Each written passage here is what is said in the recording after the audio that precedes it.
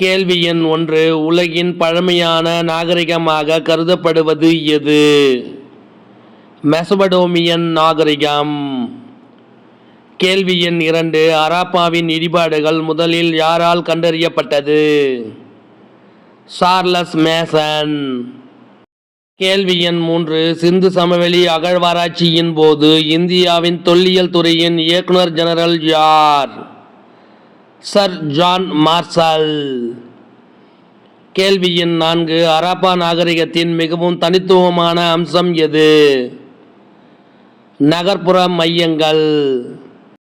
கேள்வி எண் 5. எந்த நதியின் துணை நதியின் கரையில் துறைமுக நகரமான லோத்தல் நகரம் அமைந்துள்ளது?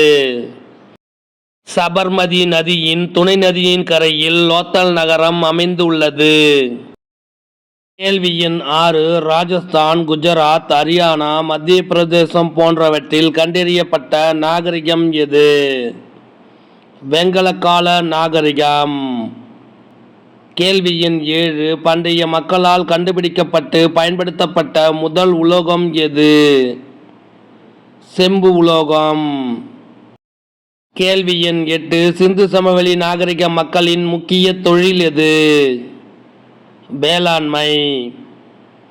கேள்வி எண் 9. சிந்துவெளி நாகரிகத்தின் எந்த இடத்தில் கப்பல் கட்டும் தளம் கண்டுபிடிக்கப்பட்டது? லோத்தல். கேள்வி எண் 10.